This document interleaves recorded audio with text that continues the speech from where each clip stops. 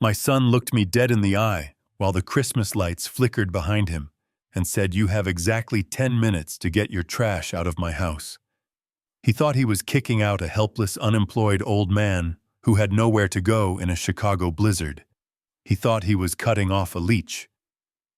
What my son Brandon did not know was that the shivering old man standing on his porch had $45 million in liquid assets, a luxury penthouse waiting downtown, and the power to buy and sell his entire life with a single phone call. I tightened my grip on my battered suitcase and smiled for the first time that night, because he had just failed the final test. Before I tell you how I brought my own family to their knees, let me know where you are watching from in the comments below. Hit like and subscribe if you have ever had to stand up to family members who underestimated your worth. The wind off Lake Michigan was not just cold, it was violent. It felt like invisible knives were slicing through the thin fabric of my worn-out wool coat. I stood on the front porch of the colonial house in the suburbs, a house I had secretly paid off 3 months ago, though my son and his wife had no idea. I brushed the snow off my shoulders and took a deep breath. The icy air burned my lungs. This was it, the moment of truth. I had rehearsed my line all the way from the bus stop. I practiced the tremor in my voice. I practiced the slump in my shoulders. I needed them to believe I was defeated. I needed to see who they really were when they thought I had nothing left to give.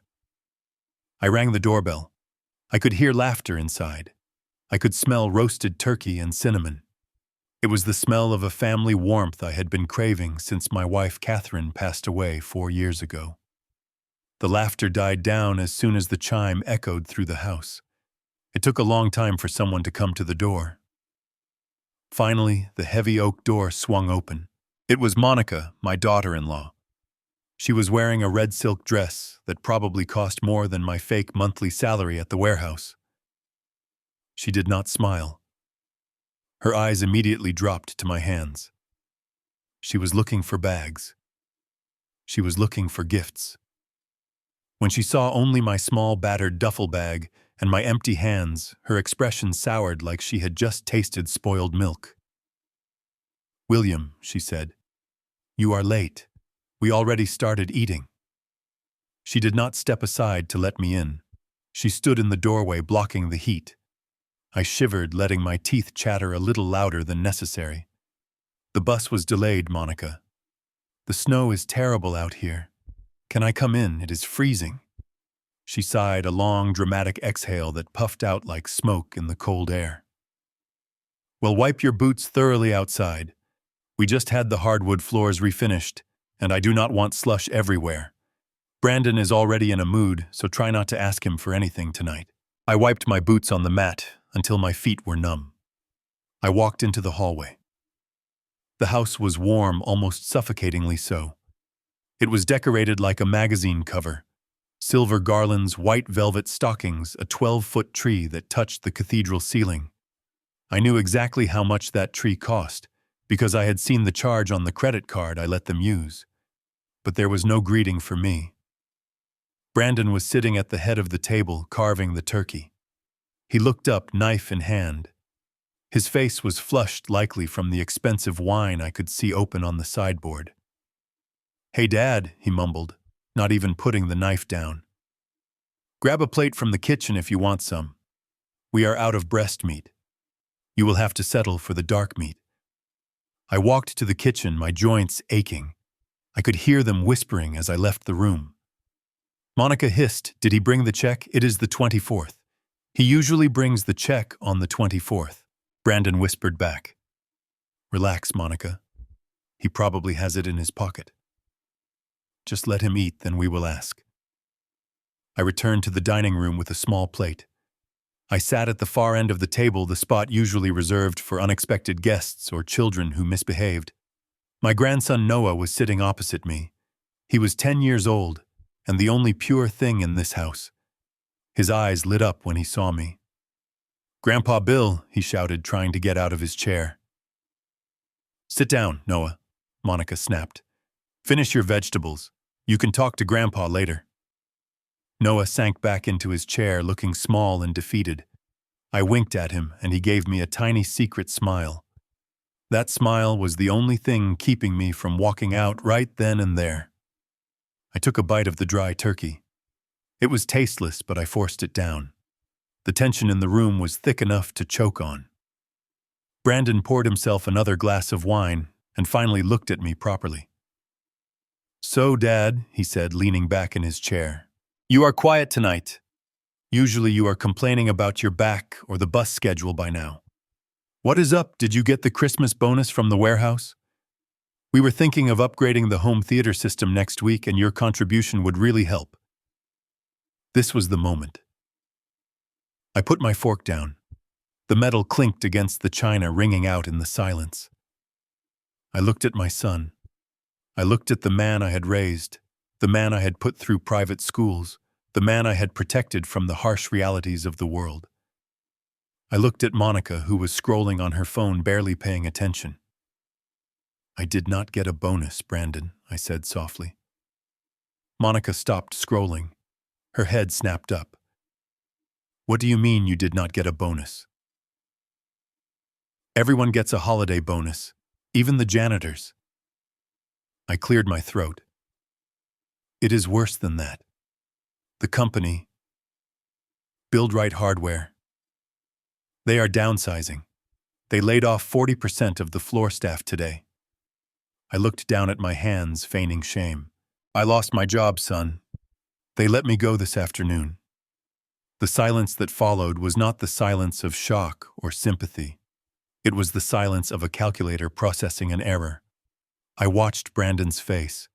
I waited for him to say, "I am so sorry, Dad." I waited for him to say, "Do not worry, you have us." I waited for the son Catherine and I had raised to appear. Instead, Brandon dropped his wineglass onto the table. It didn't break, but red wine splashed onto the white tablecloth. "Are you kidding me?" he shouted. His face turned a deep, ugly shade of red. "You lost your job. On Christmas Eve. Are you serious right now?" Brandon. "Honey, calm down," Monica said, but her voice was sharp, panic edging into her tone. She turned to me, her eyes narrowing into slits. "William, this has to be a mistake. You have union protection, don't you? You cannot just lose your income. How are you going to pay your share of the utilities? How are you going to pay for your room and board?" I looked at them, letting the hurt show on my face. I hoped you could help me for a while, just until I find something else. I have a little savings, but—" "Help you," Brandon interrupted, slamming his hand on the table. Noah jumped, dropping his fork. "Help you, Dad, look around. Do you think this lifestyle is free? We have expenses, huge expenses. We just put a deposit down on the Aspen ski trip. We have the lease on the BMW. We have Noah's private tuition.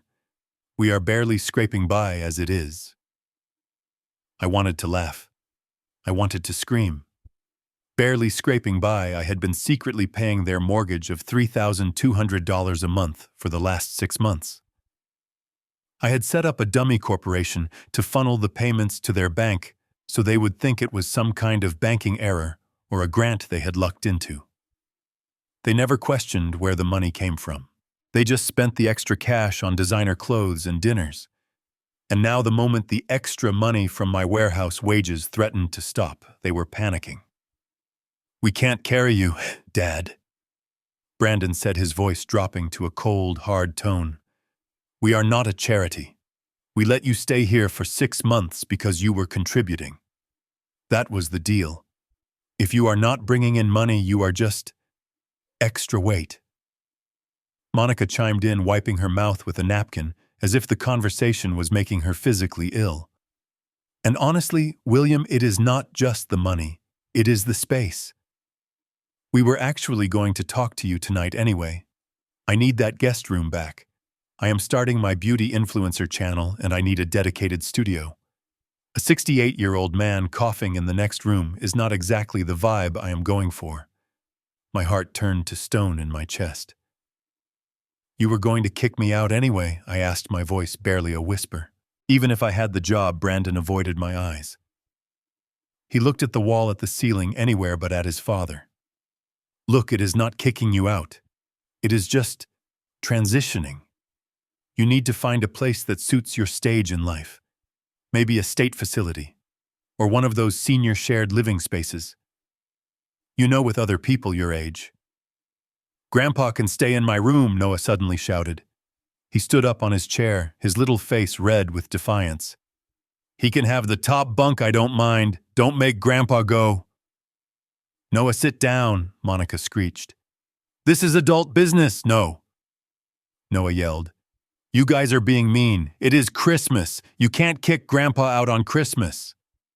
Brandon stood up. He walked over to Noah, grabbed him by the arm, and hauled him off the chair. That is enough. Go to your room. Now. But Dad, now, Brandon roared. He dragged my screaming grandson out of the dining room. I heard them go up the stairs. I heard a door slam. Then I heard the lock turn. My son locked his own child in a room for trying to show kindness. That was the moment the last thread of hope snapped. That was the moment William, the warehouse worker, died, and William Carter, the ruthless CEO, woke up. Brandon came back downstairs, adjusting his cufflinks. He was breathing hard. He looked at me and his eyes were dead. There was no love in them. Only annoyance. Only calculation. You need to go, Dad, he said. Tonight, I asked. It is a blizzard, Brandon. The buses stopped running an hour ago. Call an Uber, Monica said, picking at her fingernails. Although I doubt you can afford one now. Maybe you should start walking. There is a shelter downtown. If you hurry, you might get a bed before they lock up. I stood up slowly. My legs felt heavy, but my spine felt made of steel. I looked at the unfinished turkey. I looked at the expensive tree. I looked at the couple standing before me, two people who consumed everything and gave nothing. I will go, I said. My voice was steady. I did not sound like a victim anymore, but they were too self-absorbed to notice the change in my tone. I picked up my duffel bag from the hallway where I had left it. I did not look back at the dinner table. I walked to the heavy oak door. Brandon followed me, not to say goodbye, but to make sure I actually left. He stood with his hand on the doorknob. Don't make this weird, Dad, he said. Just figure it out. You are a grown man. Pull yourself up by your bootstraps, right? That is what you always taught me. I looked at him one last time. I memorized his face. I memorized the arrogance in his jawline, the cruelty in his mouth. I wanted to remember exactly what he looked like at the height of his hubris.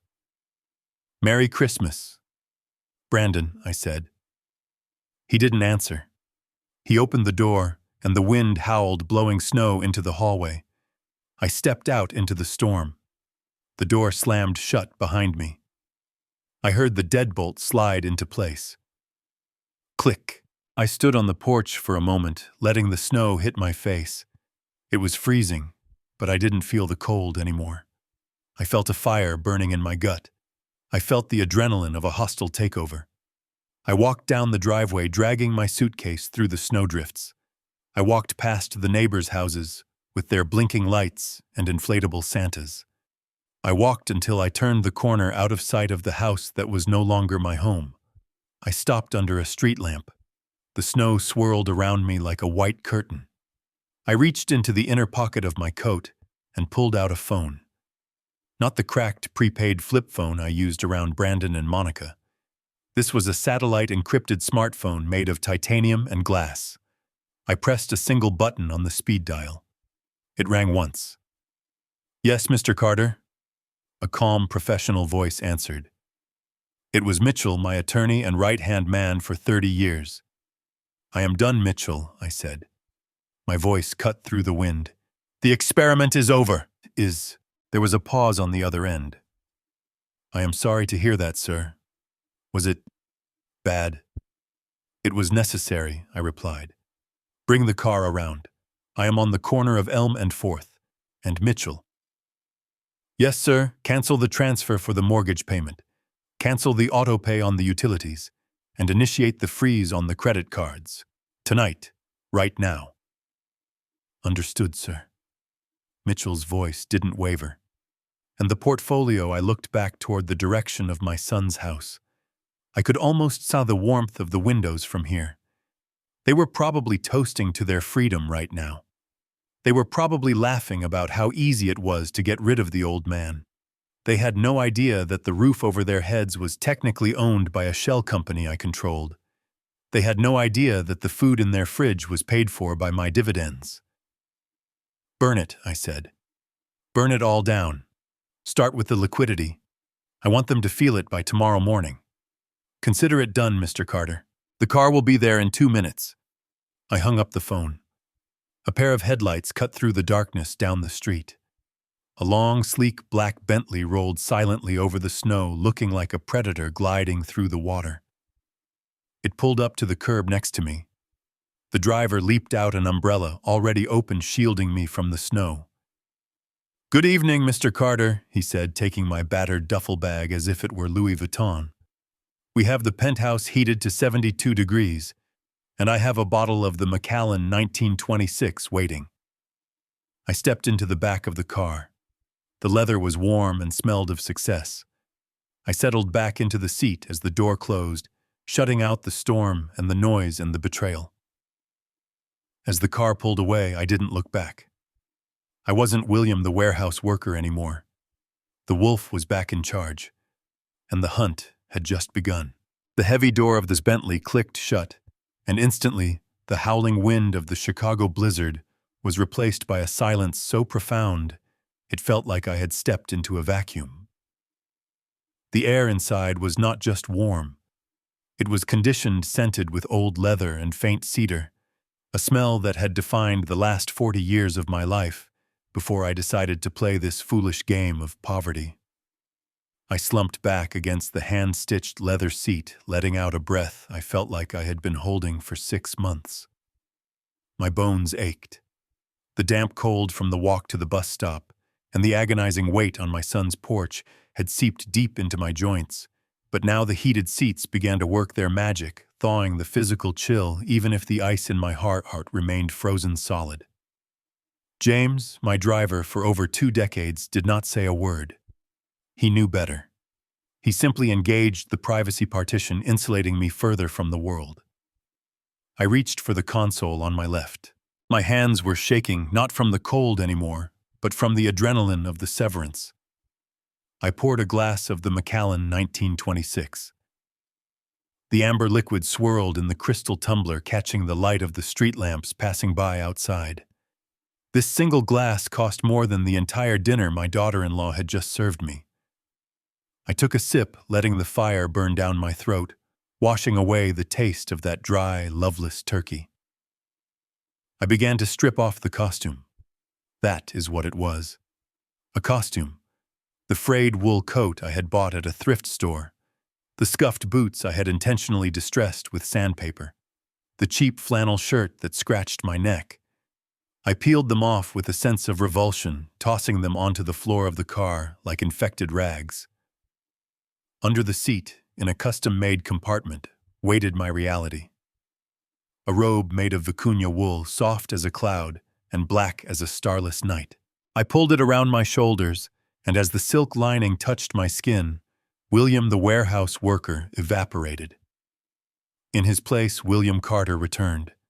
The man who had built Carter Shipping Solutions from a single rusted delivery truck into a logistics empire that dominated the Midwest. I looked out the tinted window as the suburbs gave way to the highway. I closed my eyes and saw her face. Catherine, my late wife. The only person who had ever truly understood the burden of our wealth. I remembered the night she made me promise. It was in the hospital, the machines beeping a rhythm that was too slow, too final. She had grabbed my hand, her grip surprisingly strong for someone so frail. "Bill," she had whispered, "don't let the money ruin him. Brandon is weak. If you give him everything, he will become nothing. Promise me you will make him earn his manhood." I had promised Kate. I whispered to the empty car. I tried. God knows I tried. When I sold the company 5 years ago for $45 million, I didn't do it to retire. I did it to liquidate. To turn concrete assets into power I could wield.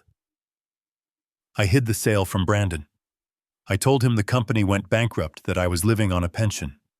I wanted to see if he would step up. I wanted to see if the boy I raised would offer his father a hand when he thought the coffers were empty. Instead, I raised a vulture who only pecked at the hand that fed him, waiting for the beast to die so he could feast on the carcass. I picked up the satellite phone again. It was time. The mourning period for my relationship with my son was over.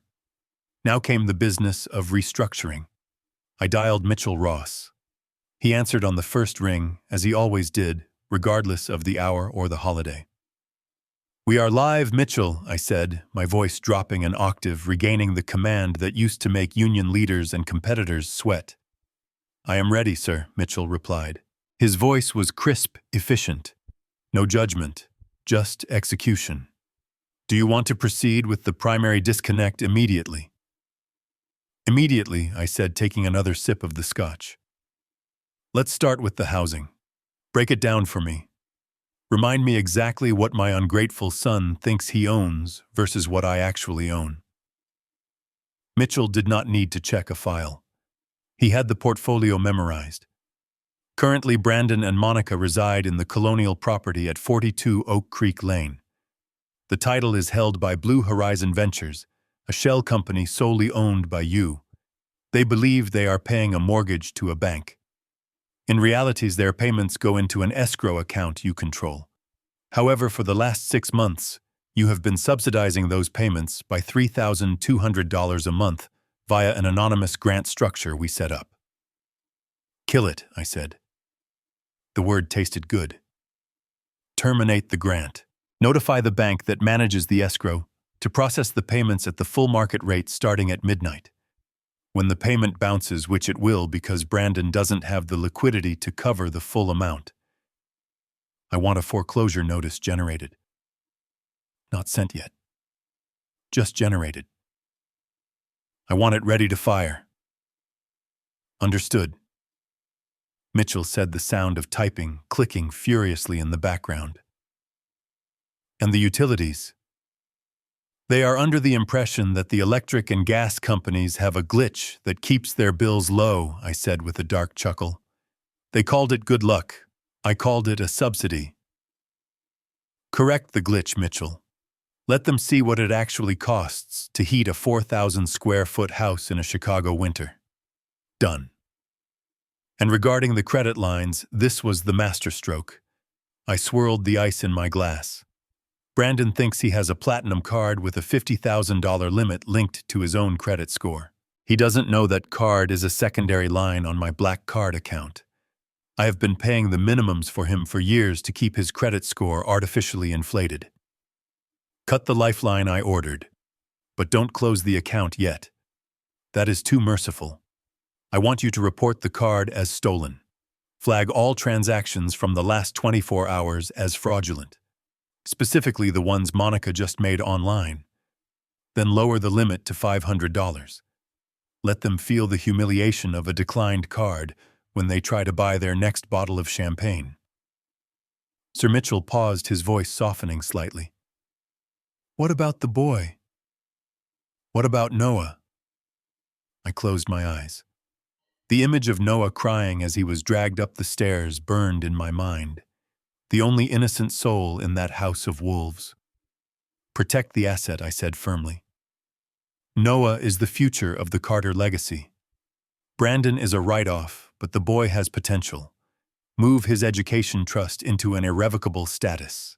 Designate yourself as the trustee. I want to ensure that even if Brandon ends up living in a cardboard box, Noah's tuition at the academy is paid in full until he graduates college.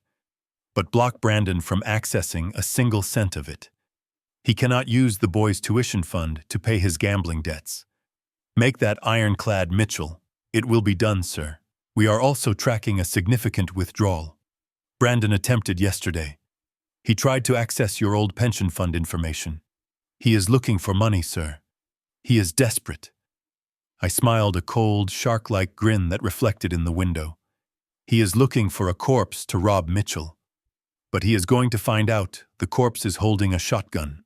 Let him search. Let him dig. The more he digs, the deeper the hole he buries himself in. I want a full forensic accounting of every dime he has stolen from me in the last year. The borrowed cash from my wallet. The emergency loans he never paid back. Tally it all up. I am going to present him with the invoice. We will have the dossier ready by morning. Where are you headed now, sir? The St. Regis, I said. I want to see the city from the top. I want to look down on the lights and remember why I built this empire. And Mitchell. Yes, sir. Get the legal team ready for the charity gala next week. I have a feeling my son is going to try to make an appearance. I want to be there to welcome him. Very good, Mr. Carter. Merry Christmas. I ended the call and tossed the phone onto the seat. The car was gliding onto Lakeshore Drive now.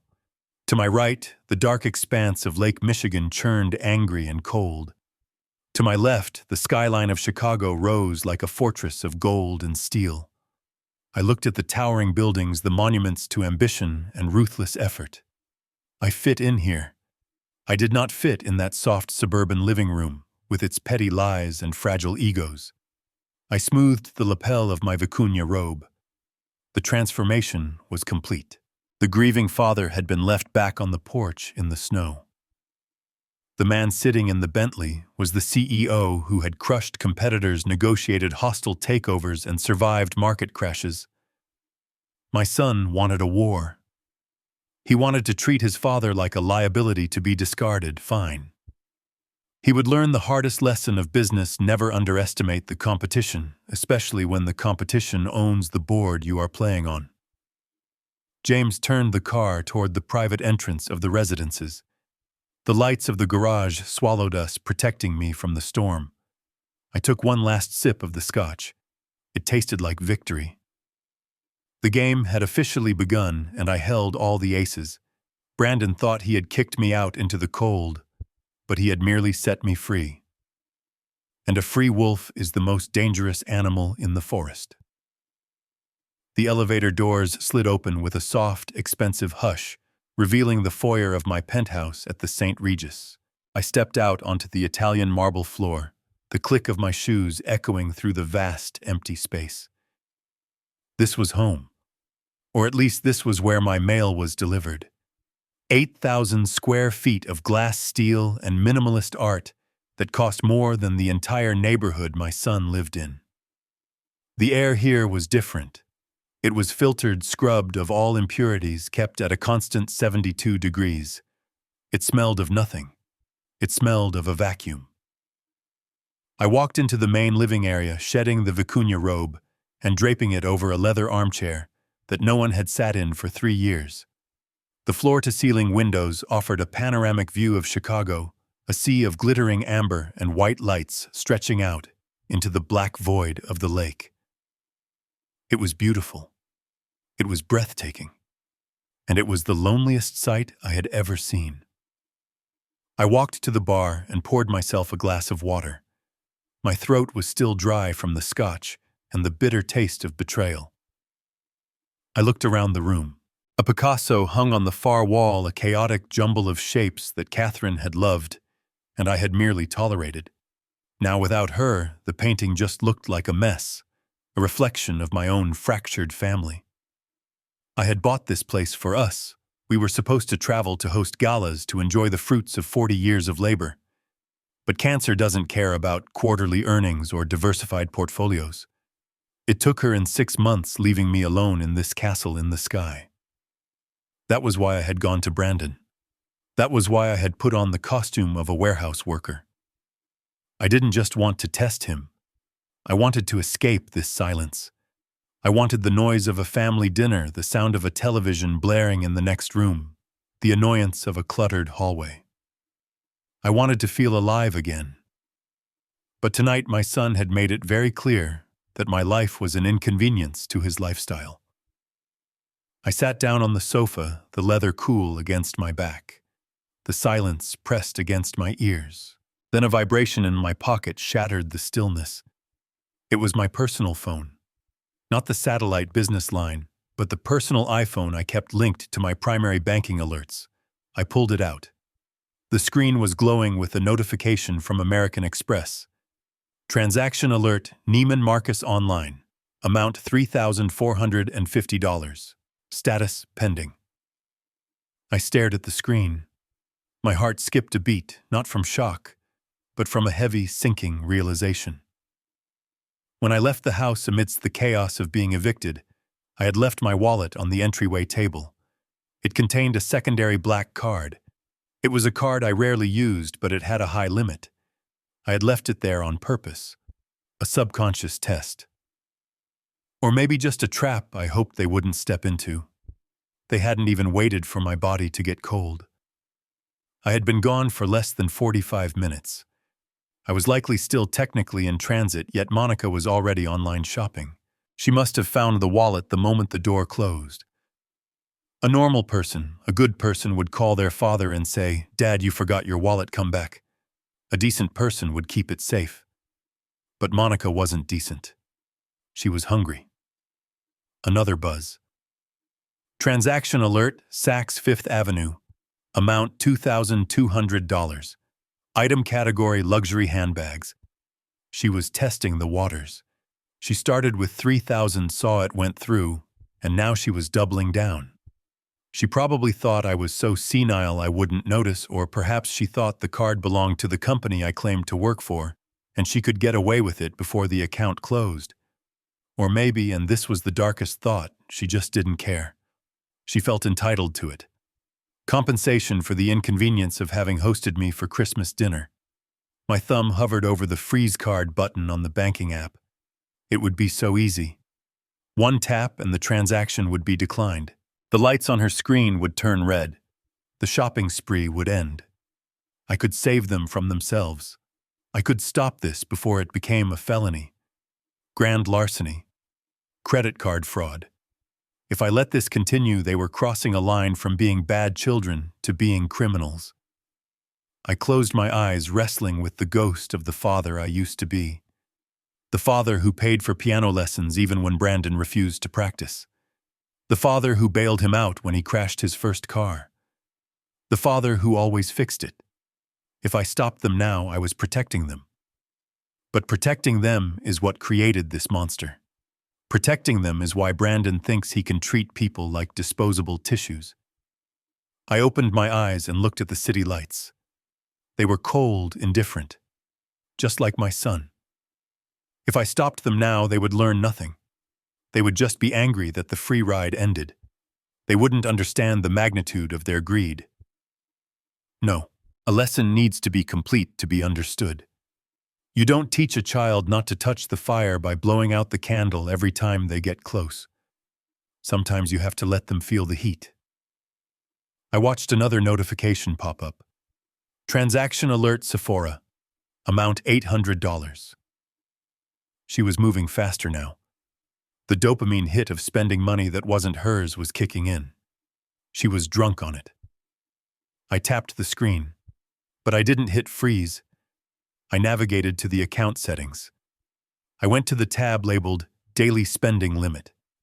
Currently, it was set to a safety cap of $10,000 for suspicious activity monitoring. I deleted the number 10,000. I typed in 50,000. Update limit. Confirm. Face ID recognized me. The little checkmark spun and turned green. Success. I sat back, feeling a dark, twisted satisfaction coiling in my gut. I had just handed them the rope. Now I was going to watch them tie the noose. I wasn't just letting them steal. I was encouraging it. I was removing the guardrails. I wanted them to feel safe. I wanted them to think they had hit the jackpot. I wanted them to think the old man was so oblivious, so checked out, that they could drain him dry and he wouldn't notice until the statement came next month. Go ahead, Monica, I whispered to the empty room. Buy the bag. Buy the shoes. Buy the whole damn collection. Another buzz.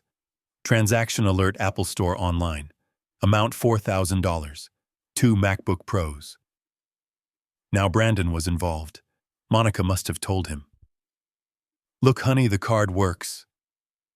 Dad left his magic card. They were in it together now. Co-conspirators. It wasn't just a daughter-in-law's greed anymore. It was a family enterprise. I stood up and walked to the window, the phone still clutching in my hand like a detonator. I looked down at the streets below, imagining the digital signal flying through the air, carrying their financial death sentence. This was the hardest thing I had ever done. It is easy to cut off a business partner. It is easy to fire an incompetent employee.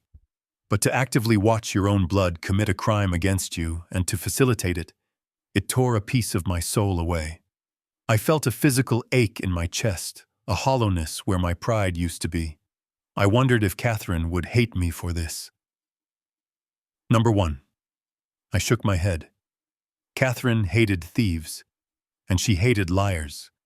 She would be weeping, yes, but she would be standing right next to me, pressing the button herself. I went back to the bar and poured another drink. This time I didn't sip it. I downed it. The burn was necessary. The phone buzzed again. And again. It was a symphony of avarice. Transaction alert, Delta Airlines. $6,000. First-class tickets to Aspen. They weren't just buying things. They were buying a lifestyle they thought they deserved. They were booking a vacation to celebrate getting rid of me. That was the final straw. That was the confirmation I needed that I was doing the right thing. They were using my money to celebrate my eviction. I picked up the phone and dialed Mitchell again. He picked up instantly. Sir, don't flag the card, I said, my voice void of any emotion. Sir, the algorithm is going to trigger a fraud alert any second. The velocity of spending is...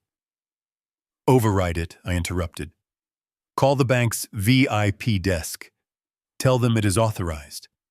Tell them I am making holiday purchases for my family. There was a pause. A long, heavy pause. Mitchell understood what I was doing. He knew the legal implications. If I authorized it, it wasn't technically theft. Not yet. Sir, if you authorize it, we can't prosecute them for theft later. I smiled a cold, humorless smile in the reflection of the glass. I am not authorizing the expenditure, Mitchell.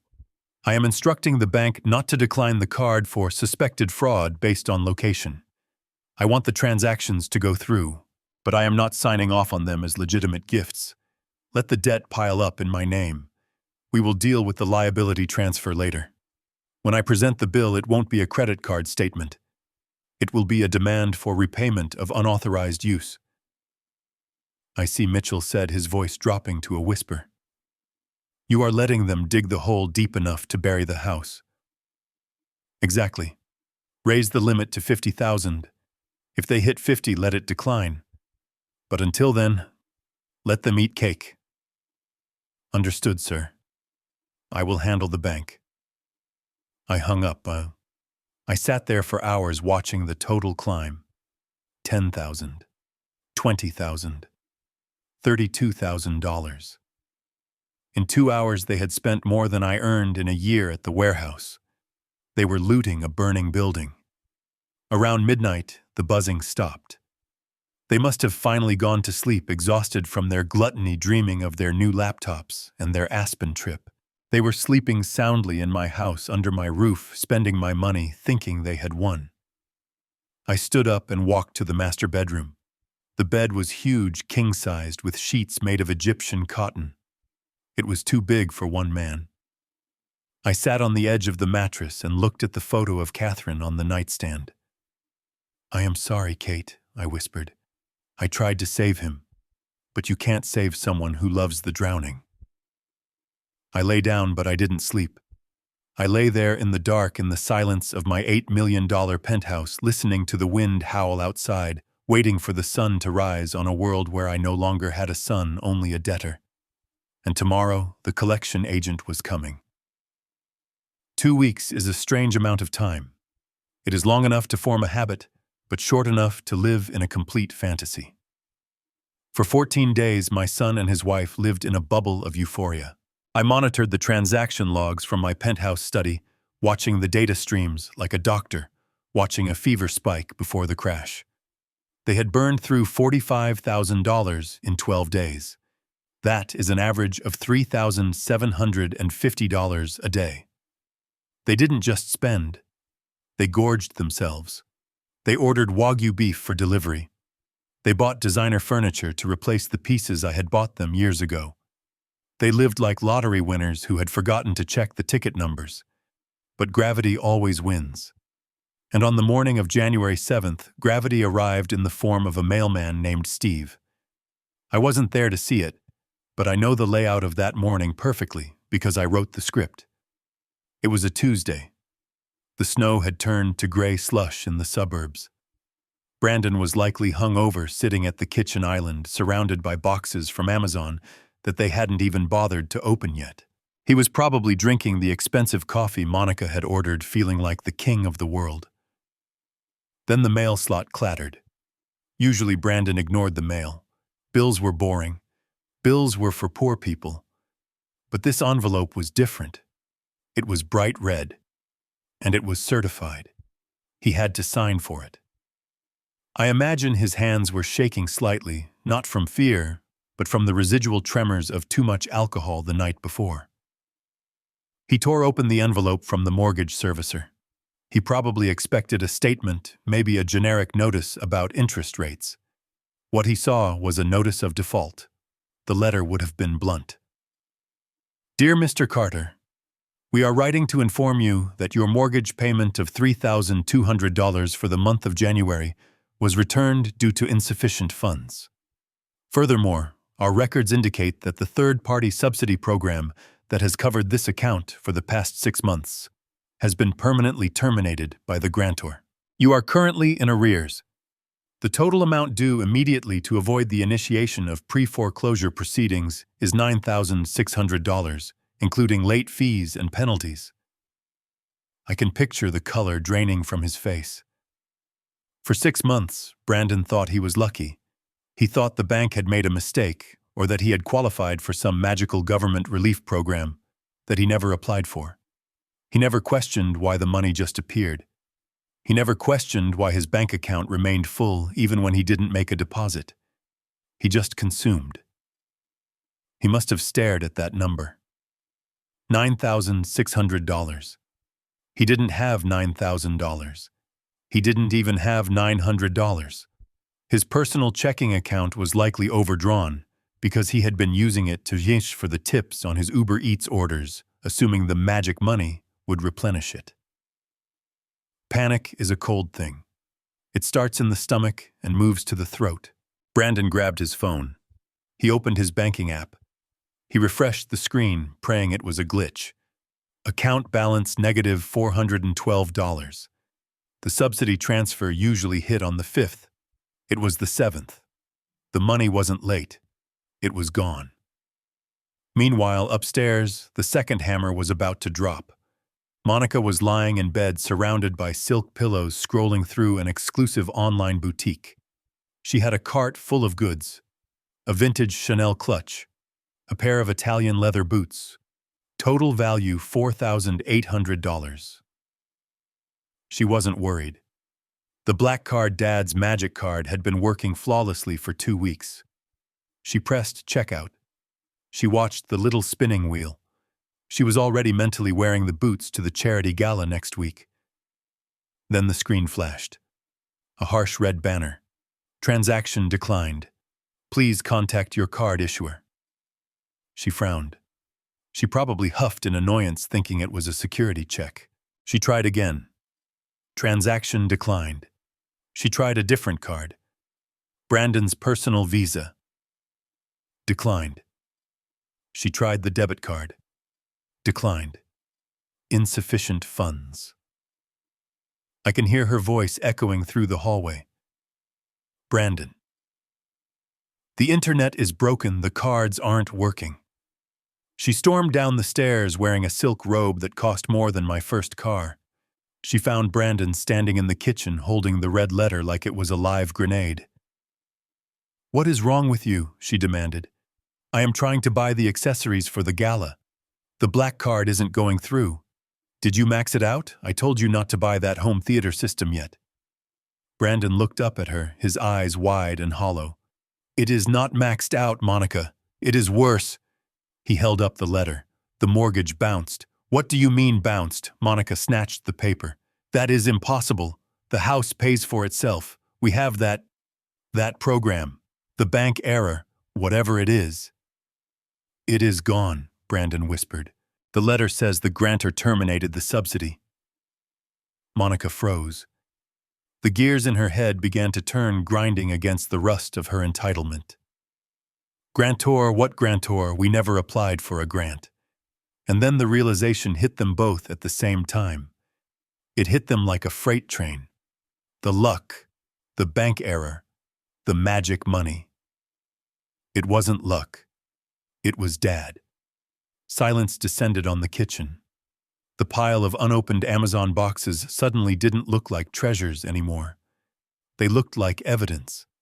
They looked like debt. They looked at each other, and for the first time in weeks, the arrogance was gone, replaced by a sheer, primal terror. They realized they were standing on a trapdoor, and I had just pulled the lever. "Call him." Monica shrieked. Her voice wasn't smooth or sophisticated now. It was shrill. "Call your father.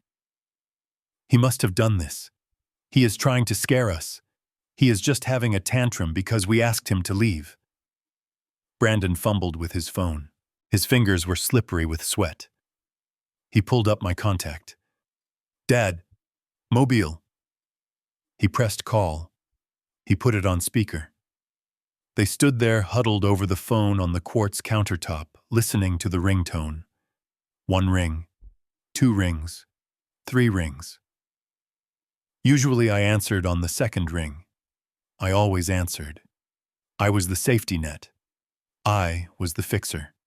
No matter how much they insulted me, I always picked up because I was desperate for their connection. 4 rings. 5 rings. "Pick up, pick up, pick up, you old fool," Brandon hissed. The ringing stopped. The automated voice clicked in. "The subscriber you have dialed is not accepting calls at this time. Please try again later." Brandon stared at the phone. He blocked me, he tried again. Straight to voicemail this time. He tried the house phone. Disconnected. He tried my old work number at the warehouse. The number for the janitor's station. "Hello," a gruff voice answered. "Is William there? Is William Carter there?" Brandon shouted. "This is his son. It is an emergency." William, the voice laughed. "Buddy William hasn't worked here in 2 weeks. He quit. Said he was going on a long vacation. Said he didn't need the money anymore." The line went dead. Brandon dropped the phone on the counter. He looked at Monica. The reality of their situation began to settle in. They had spent $45,000 on a credit card that wasn't theirs. They were 3 months behind on a mortgage they couldn't afford. They had 0 savings. And the man they had kicked out into a blizzard, the man who had been silently paying for their entire existence, had vanished. "What are we going to do?" Monica whispered. Her face was pale. The boots and the bag were forgotten. "Brandon, I put the deposit for the gala on that card. I put the down payment for the Aspen Villa on that card. If that card is dead, then we are on the hook for all of it," Brandon finished. He looked around the kitchen. The expensive espresso machine, the high-end blender, the crystal vase. Suddenly the house didn't feel like an asset. It felt like a prison. "He is punishing us," Monica said, her eyes narrowing. "He is hiding somewhere. He probably went to a motel. He wants us to beg." "We have to find him," Brandon said, grabbing his keys. "We have to find him and make him fix this. He can't just stop paying. That is..." That is financial abuse. He made us reliant on him, and now he cuts us off. We can sue him for this, the logic of a parasite, blaming the host for dying. They rushed to the garage. They jumped into the BMW. Brandon pushed the start button. The engine sputtered. It clicked. It didn't turn over. What now? Brandon screamed, hitting the steering wheel. He looked at the dashboard. A light was flashing. Remote immobilization active. Contact finance company. He hadn't paid the car lease in 3 months either. I had covered that too. And this morning I had instructed the leasing company to activate the GPS kill switch. They sat in the dead car in the cold garage, surrounded by their empire of dirt. For the first time, the silence wasn't comfortable. It was heavy. It was the sound of a check coming due, and the account was empty. Brandon put his head on the steering wheel and let out a sound that wasn't quite a scream and wasn't quite a sob. It was the sound of a man realizing he had sawed off the branch he was sitting on. Monica didn't comfort him. She just stared straight ahead, her mind racing, not about how to apologize, but about who else she could manipulate to get out of this mess. But she didn't know yet. I had already closed all the exits. The walls were closing in, and the roof was about to collapse. And I was just sitting in my tower watching the demolition begin. The Uber smelled of stale cigarettes and cheap pine air freshener. It was a Toyota Camry with a cracked windshield, a far cry from the heated leather seats of the BMW, sitting dead in my son's garage.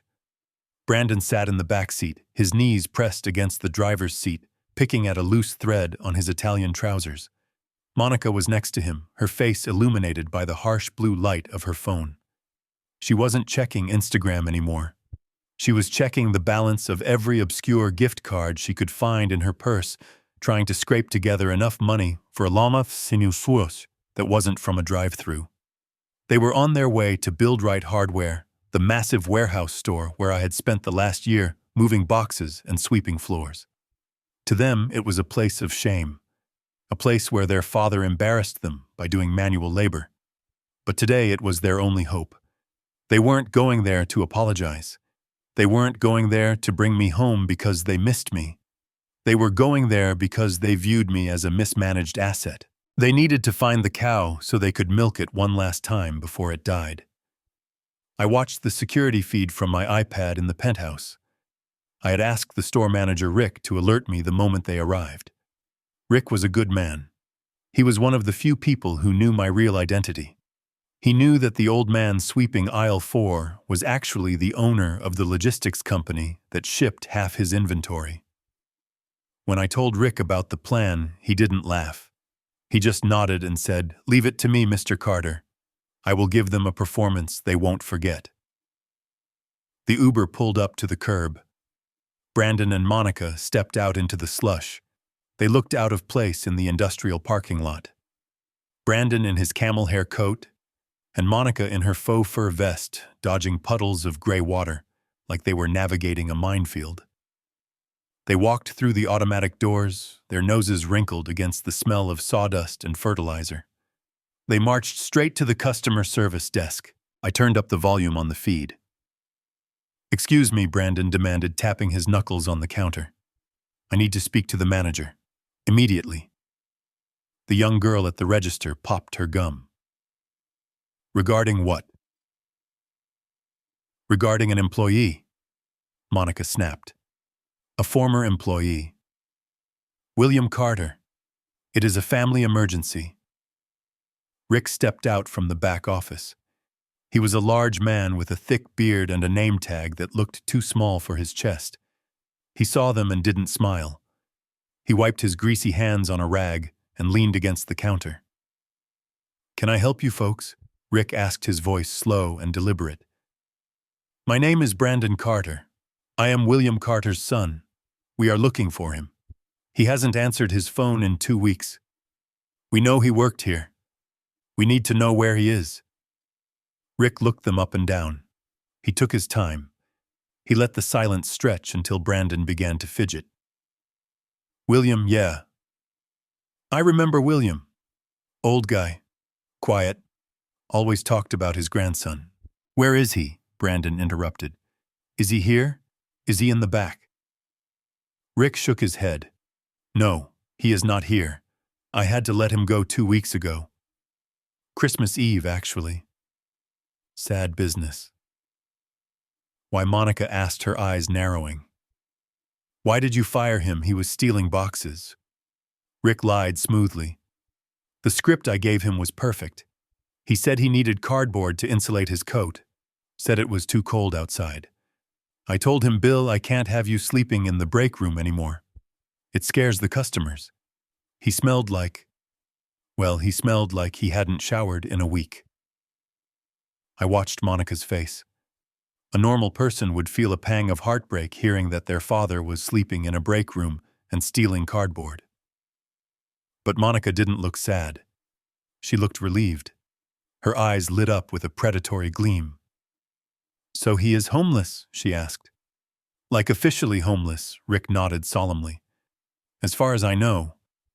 Last I saw him, he was heading toward the south side. There is a soup kitchen down on 5th Street. Place called The Last Stop. He said something about getting a hot meal there. Brandon let out a breath he had been holding. He exchanged a look with Monica. I knew exactly what they were thinking.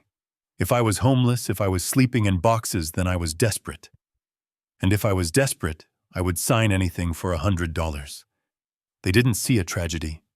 They saw an opportunity. Did he pick up his last paycheck? Brandon asked. Rick checked a clipboard. Matter of fact, no, we have a check here waiting for him. $240. We will take it, Brandon said, quickly reaching out his hand. We are his family. We will ensure it gets to him. Rick pulled the clipboard back. I can't do that, son. Against company policy. Hand-to-hand only, or mailed to a verified address. But since he doesn't have an address, Brandon clenched his jaw. Fine. Whatever. We don't care about the $200. We need to find him for legal reasons. Legal reasons, Rick raised an eyebrow. Is he in trouble? No, Monica interjected, her voice sickly sweet. No, we are worried about his estate planning. You know how old people get. He is confused. He has some assets, some small accounts, that need to be managed properly. If he is on the street, he might lose his identification. He might lose his access to his government benefits. We just want to protect him. Protect him. The irony tasted like ash in my mouth. They wanted to protect the Social Security check. They were terrified that if I was homeless, the state might intervene and take control of my finances, cutting them off from the source. Rick leaned in close. Look, I shouldn't tell you this. But I saw him yesterday, where Brandon and Monica asked in unison. He was at a diner near that soup kitchen. Joe's Greasy Spoon, sitting in the back booth nursing a cup of coffee for 3 hours. He looked rough.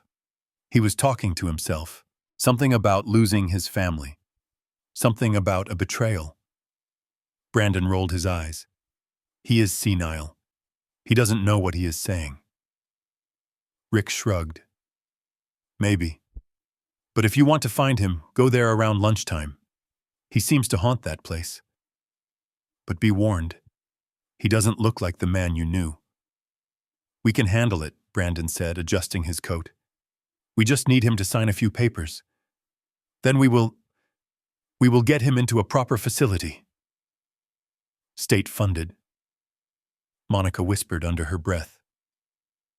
Thank you for your time, Brandon said stiffly. He turned on his heel and marched toward the exit, Monica trotting behind him on her heels. I watched them leave the store. They walked with a new energy. They had a lead. They had a target. They weren't lost anymore. They were hunters closing in on a wounded animal. I picked up my phone and texted Rick. Perfect performance. Put a bonus in your own account today. Then I texted my lawyer, Mitchell. They took the bait. They are heading to the diner tomorrow. Make sure the paperwork is ready. The fake papers and the real ones. I leaned back in my chair. My son and his wife were driving toward the south side thinking they were going to corner a confused, broken old man and bully him into signing over his livelihood. They were expecting to find a victim. They had no idea that they were walking into a courtroom, and I was the judge, jury, and executioner. The diner wasn't a shelter. It was the stage for their final humiliation. I stood up and walked to the window. The snow was falling again, covering the city in white. Tomorrow I would have to put the costume back on. I would have to smudge dirt on my face and wear the clothes that smelled of mildew. I would have to look into the eyes of my own child and see nothing but greed staring back. It broke my heart, but it strengthened my resolve. A surgeon cannot tremble when he makes the incision, and tomorrow I was going to cut the cancer out of my life once and for all. Let them come. Let them bring their papers and their pens. I had a pen of my own, and mine wrote in permanent ink. Joe's Greasy Spoon was the kind of place where hope went to die suffocated by the smell of burnt bacon and stale cigarette smoke that had seeped into the vinyl booths decades ago.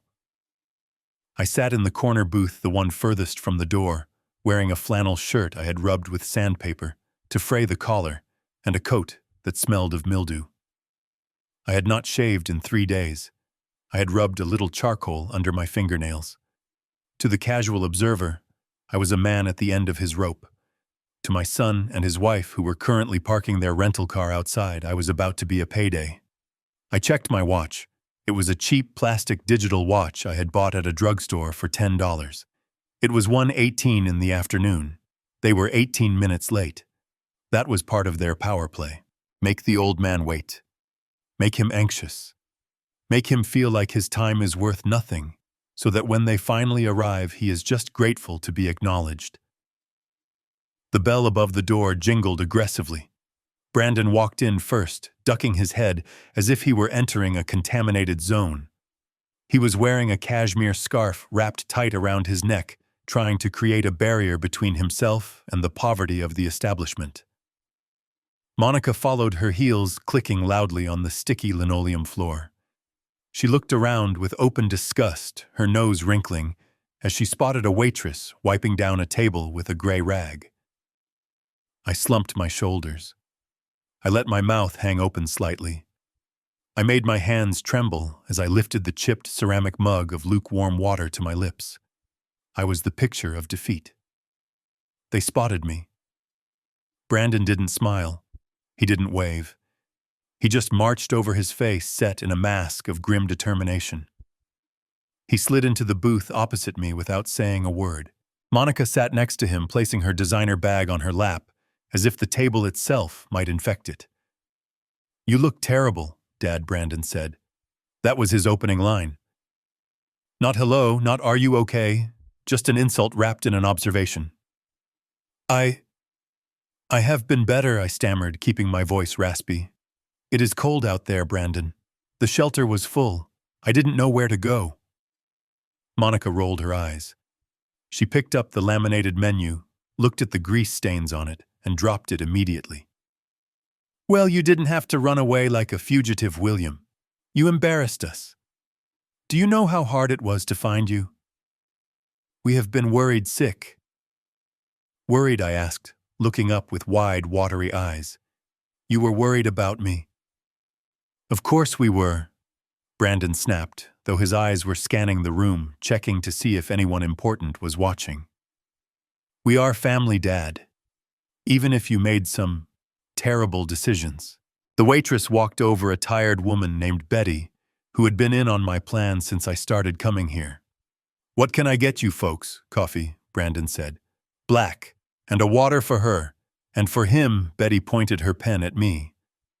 He is fine, Monica said quickly. I am a little hungry, actually, I whispered. I haven't eaten since yesterday. Brandon sighed, a loud theatrical exhale that shook his whole upper body. Fine. Get him a grilled cheese. The cheapest one. And bring the check with the food. We are in a hurry. Betty nodded and walked away, shooting me a subtle wink. So Brandon leaned across the table, invading my space. We need to talk about the mess you left behind, Dad. Mess, I asked innocently. The financial mess, Monica hissed. She leaned in too, her perfume overpowering the smell of the diner's fryer. When you left, you didn't just leave a suitcase. You left a disaster. Do you remember that black credit card, the one you left in the hallway? I nodded slowly. The one the company gave me. Brandon slammed his hand on the table. No, Dad. Not the company, it was under your name. And guess what? 'Cause you were careless, because you left it out, and someone got the numbers, someone hacked it. I blinked, feigning confusion. Hacked it, yes, hacked it, Monica said, her voice dripping with fake sympathy. They spent thousands of dollars, William. Thousands. On computers, on flights, on luxury goods. It was a rampage. And because the card is in your name, the bank is coming after us because the address on file is our house. I looked down at my trembling hands. Oh no, oh God. I didn't mean to. I thought I put it away. You didn't, Brandon said coldly. You were negligent. And now the debt collectors are calling our house. They are threatening to take everything. They are threatening to take the house, Dad. Noah's home. He paused to let that sink in. He was using his own son as a weapon. He was telling me that my grandson would be homeless because of a debt that he and his wife had racked up themselves. It was gaslighting of the highest order. It was psychological torture. I started to cry. It wasn't hard. The tears were real, but they weren't for the reason he thought. I was crying for the little boy I used to hold, the boy who had turned into this monster. I am so sorry, I sobbed. I didn't know. How much is it? $50,000.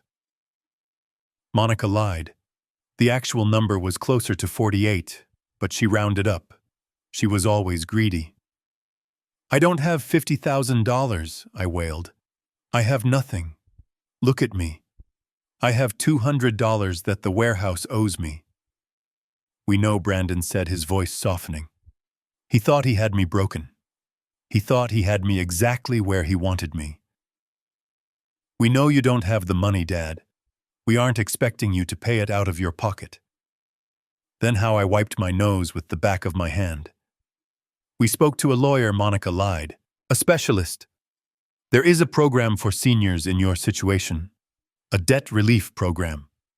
If we can prove that you are mentally unfit to manage your finances, we can transfer the liability to a state fund. It will wipe the debt clean. I looked up, hopeful. Really? You can do that, yes, Brandon said. But we need to act fast. The bank is going to foreclose on Tuesday. We need to file the paperwork today. Right now. He reached into his designer briefcase and pulled out a blue folder. He opened it on the sticky table. Inside was a stack of documents. Thick legal documents with lots of fine print. This is a power of attorney. Brandon explained, pointing to the signature line at the bottom of the first page.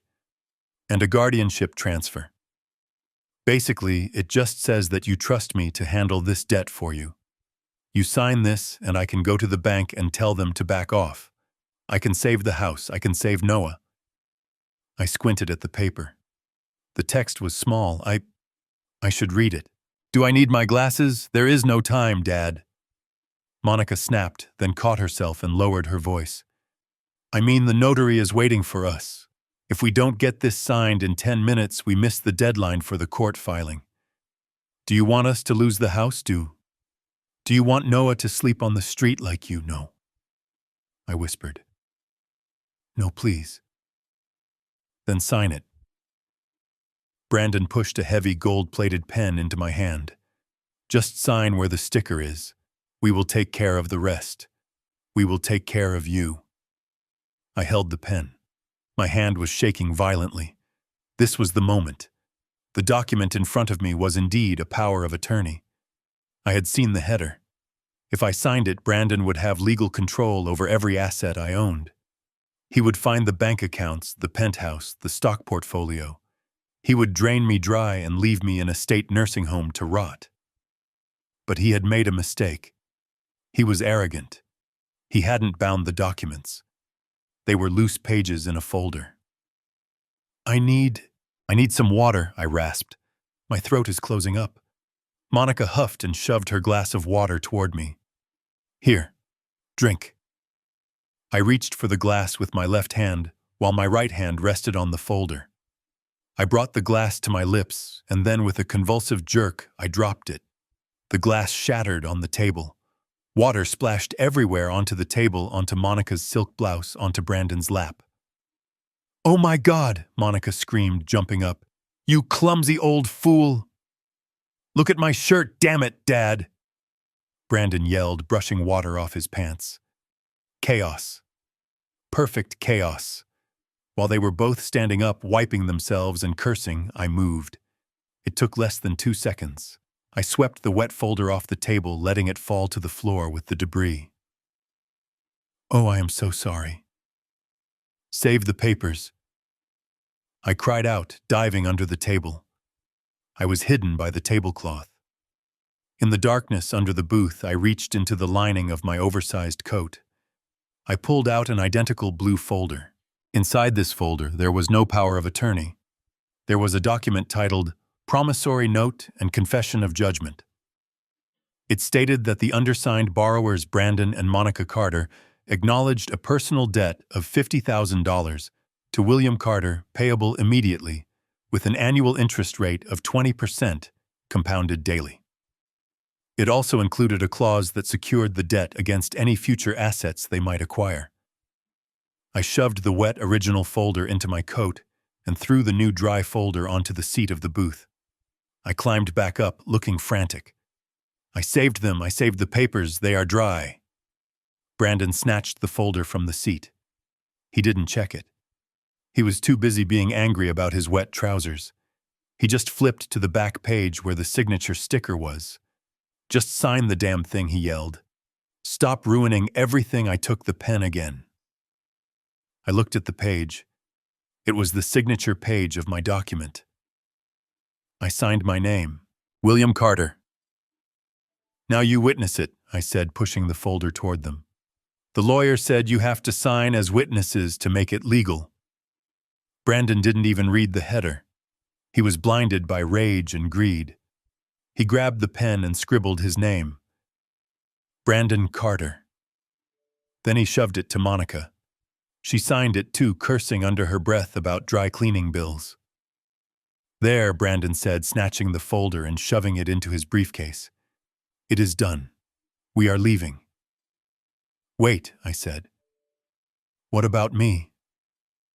Are you taking me with you?" Brandon stood up, buttoning his coat. "We can't, Dad. The house, it is a mess. And with the bank coming, it is not safe. You stay here. We will call you when the debt is cleared, maybe in a week or two." "But I have nowhere to go," I pleaded. "Use the $200 from the warehouse," Monica said, not even looking at me. "Get a motel room. You will figure it out. You always do." They threw a $20 bill on the table for the grilled cheese I hadn't even received yet. "Goodbye, Dad," Brandon said. They turned and walked out of the diner. They walked out with a spring in their step. They thought they had just secured a fortune. They thought they had tricked a senile old man into giving them the keys to the kingdom. I watched them get into their car. I watched them drive away. I sat back in the booth. The trembling in my hands stopped instantly. I reached into my coat and pulled out the soggy folder they had brought. I tore the power of attorney into shreds and dropped it into the puddle of water on the floor. Betty walked over with a fresh pot of coffee and a grilled cheese sandwich. She looked at the mess. "Everything okay, Mr. Carter?" she asked. I smiled at her. A real smile. "Everything is perfect, Betty." I picked up the folder they had signed my copy that I had swapped in earlier was still safely in my lawyer's office, but having their fresh signatures on this duplicate was a nice bonus for the file. They just admitted to the debt, I said, taking a bite of the sandwich. And they just signed a confession of judgment. Do you know what that means, Betty? She shook her head. No, sir. It means they just legally agreed that they owe me $50,000 and they waived their right to a trial to dispute it. I can garnish their wages starting tomorrow. I took a sip of the coffee. It wasn't the Macallan 26, but it tasted just as sweet. Did you want to order anything else? Betty asked. Yes, I said, pulling out my titanium smartphone. I want to order a forensic audit. And Betty, keep the change from the 20. My treat. I dialed Mitchell. Did they sign? He asked. They signed, I said, without reading a word. Then we have them, Mitchell said. The trap is shut. Initiate the collection, I said. And Mitchell, send the foreclosure notice to the house. I want it waiting for them when they get back from their little victory lap. I hung up the phone and looked out the window at the gray sky. My son had come here to bury me. Instead, he had just dug his own grave, and he had even paid for the shovel. The pawn shop on 4th Street was a long fall from the marble counters of the bank where Brandon usually did his business. The neon sign buzzed with a dying flicker, casting a sickly yellow light onto the slushy sidewalk. Brandon stood at the counter, his jaw tight, his eyes fixed on the man behind the glass. On the velvet tray between them lay Monica's engagement ring. It was a 2-carat diamond, or at least that is what Brandon had told her when he bought it 5 years ago. In reality, it was a high-quality lab-grown stone, but right now, he needed the pawnbroker to believe the lie just as much as Monica did. I need $5,000, Brandon said, his voice straining to sound authoritative. It is a temporary liquidity issue. I will be back for it on Monday. The pawnbroker, a man with grease under his fingernails and eyes that had seen every version of desperation Chicago had to offer, laughed. He didn't even pick up the loop. 2,000. Take it or leave it. 2,000. Brandon slammed his hand on the glass. That ring is worth 10. Then sell it to Cartier, the man said, turning back to his magazine. But if you want cash tonight, it is 2,000. Brandon looked at his phone. It was 4 in the afternoon. The winter gala started at 7.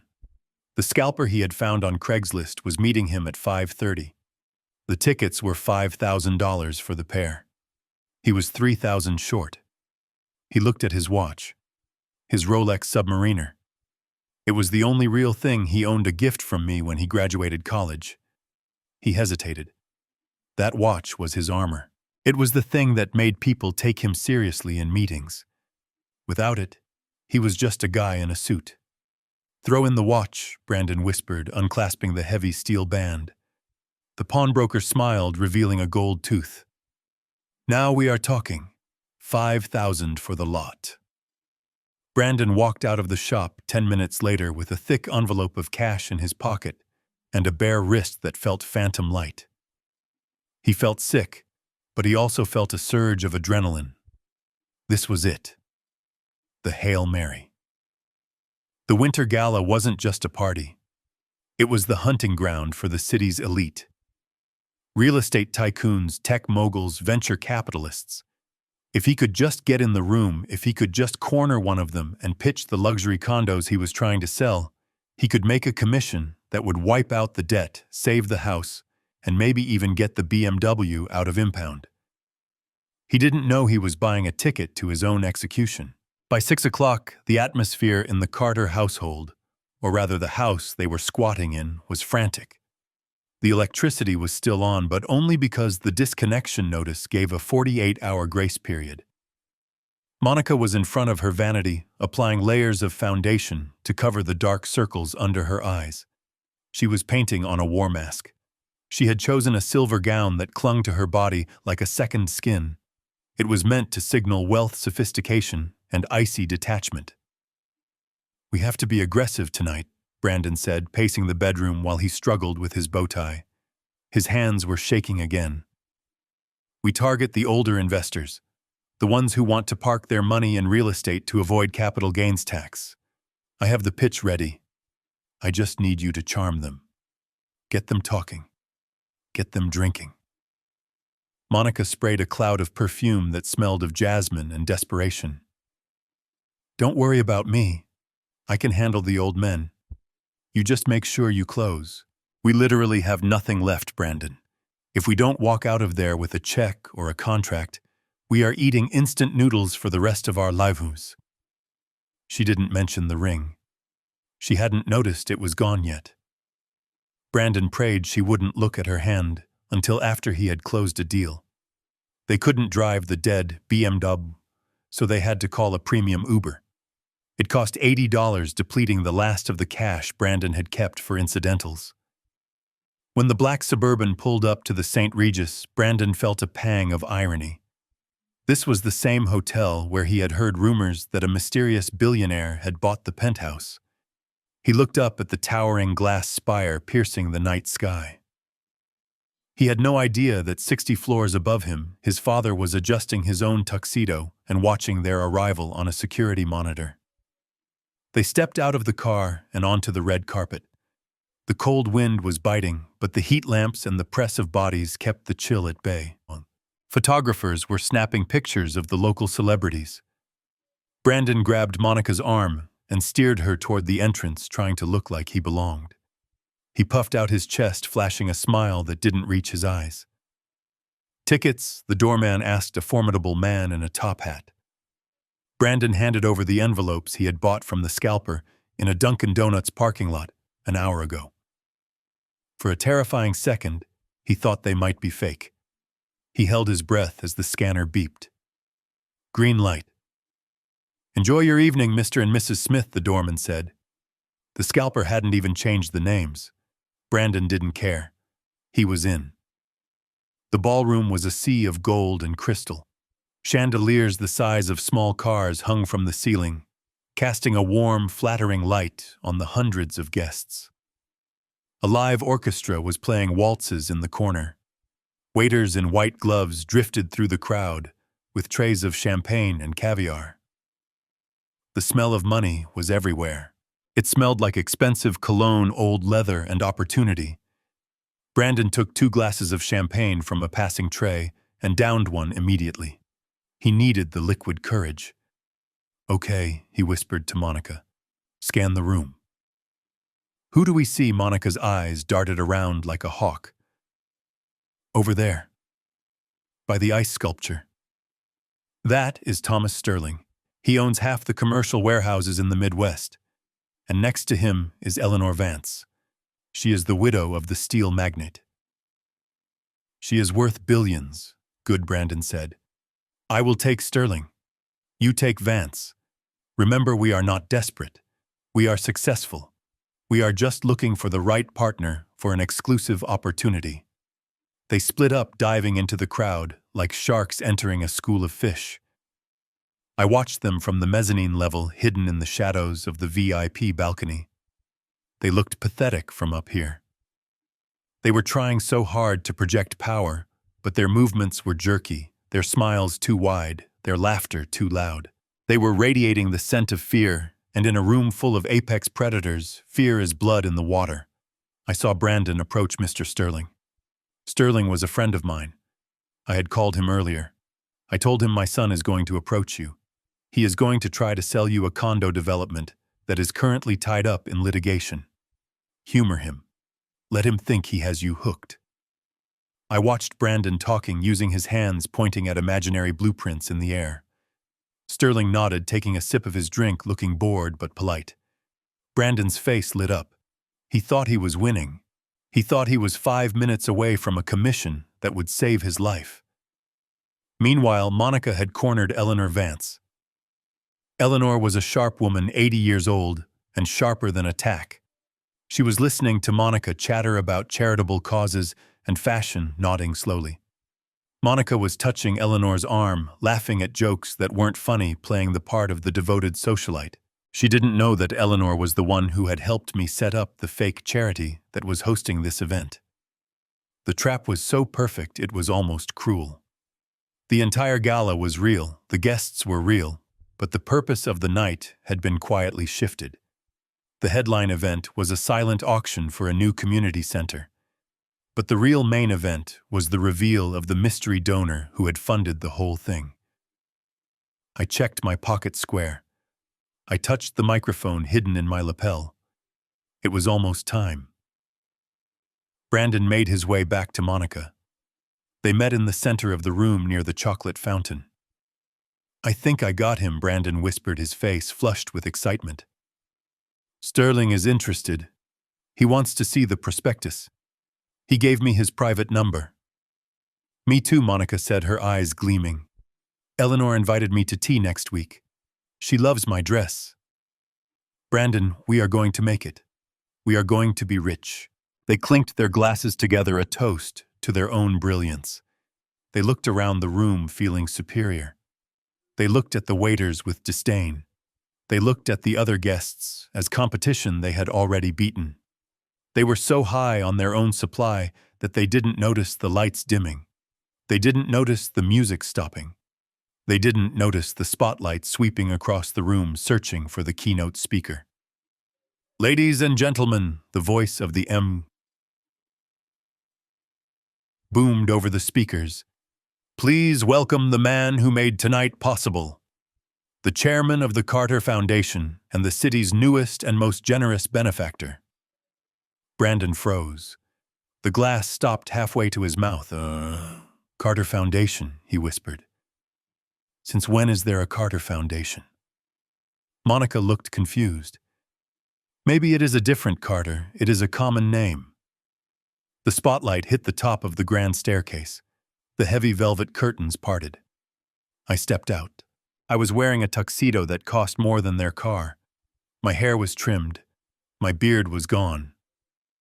I stood tall, my shoulders back, the posture of a man who commands armies. I looked down at the crowd, letting my gaze sweep over the hundreds of upturned faces until I locked eyes with them. Brandon dropped his glass. It hit the floor with a shatter that echoed in the sudden silence. Champagne splattered onto Monica's silver dress, but she didn't scream this time. She couldn't breathe. They stared up at me. They stared at the father they had kicked out into the snow. They stared at the homeless man they had tried to trick into signing a debt waiver. They stared at the ghost they thought they had buried. And in that moment, as I began to descend the stairs, the smile on my face wasn't the warm smile of a father. It was the smile of the landlord coming to collect the rent, and the rent was overdue. The hunting ground had just become a slaughterhouse, and they were the only cattle in the room. The grand ballroom of the St. Regis was a place where sound behaved differently. The clinking of crystal flutes, the soft murmur of billion-dollar conversations, and the sweeping notes of the string quartet were all dampened by heavy velvet curtains and plush carpeting, creating an atmosphere of hushed, terrifying exclusivity. From my vantage point in the private mezzanine box, hidden behind a screen of gilded latticework, I watched the ecosystem below. It was a tank of apex predators, men and women who moved with the languid confidence of people who owned the water. And then there were the bottom feeders. I zoomed the camera lens on my tablet to find my son. Brandon and Monica were standing near the ice sculpture of a swan, looking like two deer who had wandered onto a firing range. They were trying so hard. It was painful to watch. Brandon was tugging at the collar of his tuxedo, a rental that didn't quite fit across the shoulders, while Monica was holding her champagne glass too high, her smile fixed and brittle as she scanned the room for a target. They radiated a scent that everyone in that room could smell but them. The scent of desperation. The scent of new debt masquerading as old money. I watched Brandon approach a group of real estate developers. I knew the men he was talking to. They were sharks who would eat my son alive for sport. I saw Brandon offer his hand. I saw the hesitation before the other man took it. I saw Brandon laughing too loudly at a joke that wasn't funny. He was pitching. I could tell by the desperate chopping motion of his hands. He was trying to sell them a dream he didn't own, trying to leverage a status he had already lost. The men listened with polite boredom, their eyes drifting over his shoulder, looking for someone more important. After less than a minute, they turned their backs on him, closing the circle. Brandon was left standing there, his hand still half extended, a frozen smile on his face as the rejection washed over him. He retreated to Monica, who was having no better luck. She had tried to compliment the wife of a senator on her necklace, only to be met with a cold stare and a murmur of thanks before the woman walked away. They huddled together, whispering furiously. I could imagine the conversation. They were blaming the room. They were blaming the atmosphere. They were telling themselves that these people were just snobs, unaware that the only reason they were in the room was because I had allowed the security team to let their black market tickets scan green. Then they saw him, Mitchell Ross. My lawyer was standing near the center of the room holding court. Mitchell was a legend in Chicago. He didn't just know where the bodies were buried. He had dug half the graves. To Brandon and Monica, Mitchell was the Holy Grail. If they could get Mitchell Ross to represent them or even just acknowledge them, it would validate their existence. They didn't know he was the architect of their destruction. They didn't know he was wearing a wire that fed directly into my earpiece. I saw them straighten their spines. They adjusted their clothes. They marched toward Mitchell like soldiers going over the top of a trench. Mr. Ross, Brandon called out, his voice cracking slightly. Mitchell turned slowly. He was holding a glass of mineral water. He looked at Brandon with the expression of a man discovering a stain on his lapel. Brandon Carter, my son said, extending his hand again. We met. Well, I know of your work. Incredible work. I am in real estate. High-end development. Mitchell did not take the hand. He let Brandon's hand hang in the air until Brandon awkwardly pulled it back. I am aware of who you are, Mr. Carter, Mitchell said. His voice was smooth, deep, and utterly devoid of warmth.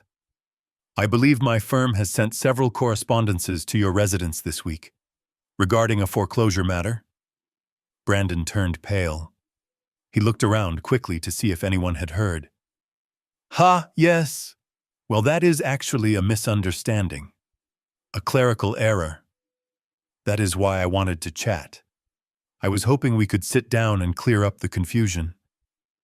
My father, you see, he is complicated. Monica stepped in, flashing her teeth.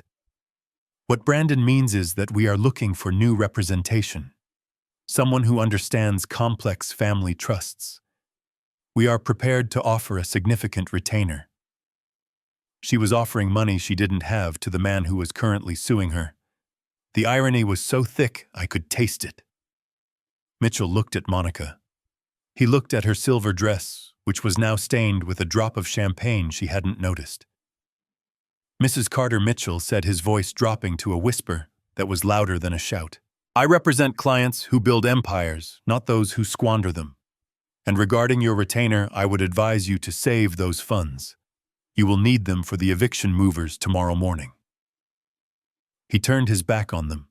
He simply pivoted and engaged in a conversation with a judge standing next to him, effectively erasing Brandon and Monica from existence.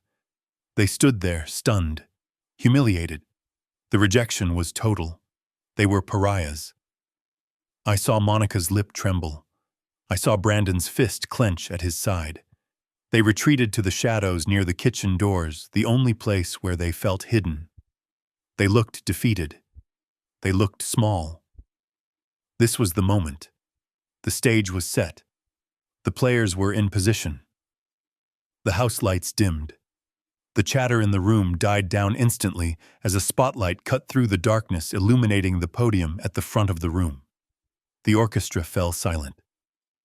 The master of ceremonies, a famous news anchor, stepped up to the microphone. Ladies and gentlemen, he boomed.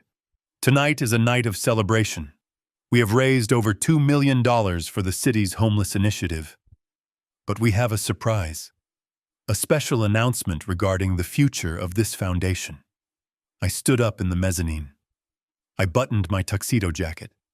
I checked my reflection in the glass. The man looking back at me wasn't the broken father. He wasn't the warehouse worker. He was the Titan. For years, the MC continued, his voice rising with theatrical excitement. The Carter Foundation has been a quiet pillar of this community. But tonight, the chairman has decided to step out of the shadows. He has decided to personally lead the charge against poverty and neglect in our city. Down below, I saw Brandon perk up. He heard the name, Carter. He grabbed Monica's arm. He was confused. He was thinking, could it be a distant relative? Could it be a coincidence? Please welcome the MC. MC shouted, gesturing to the grand staircase. The man who just donated $10 million to the new shelter project. The founder of Carter Shipping Solutions. Mr. William Carter. The doors at the top of the staircase swung open. I stepped into the light. The applause was thunderous. It washed over me like a physical wave. But I didn't look at the crowd. I didn't look at the cameras flashing like lightning storms. I looked at one spot in the back of the room. I looked at my son. The reaction was visceral. Brandon dropped his champagne glass. It hit the marble floor and shattered the sound, lost in the applause. His mouth fell open, his jaw unhinged in shock. He staggered back, grabbing a waiter's arm to steady himself. He looked like he had seen a ghost. In a way, he had. He was seeing the ghost of the man he thought he had buried in the snow. Monica screamed. It was a silent scream, her hand flying to her mouth to cover it, her eyes bulging. She shook her head violently, mouthing the word "no" over and over again. No, no, it can't be. I began to descend the stairs. Every step was a sentence in the judgment I was writing. I walked slowly, soaking in their terror. I saw the realization hitting them like physical blows. The money, the house, the grantor, the mysterious billionaire. It was me. It was always me. I reached the bottom of the stairs. The crowd parted for me, creating a path directly toward the center of the room. I walked with the grace of a king returning to his throne. I stopped at the microphone. I waited for the applause to die down. I waited until the silence was absolute. "Thank you," I said, my voice magnified by the speakers filling every corner of the ballroom. I looked directly at Brandon. He was paralyzed. He was shaking so hard his knees were knocking together. He was trapped in the spotlight of my gaze, stripped naked before the entire city. "I stand here tonight," I continued, never breaking eye contact with him, not as a businessman, but as a father who has learned a very expensive lesson. We often think that our legacy is what we leave behind in our bank accounts. But I have learned that true legacy is about character. And sometimes to build character, you have to tear down the rot. The room was silent. They thought I was speaking in metaphors. But Brandon knew. He knew I was speaking directly to him. Tonight, I announced, pulling a document from my pocket. I am making a change to my estate. I am announcing the creation of the Noah Carter Trust, dedicated solely to my grandson.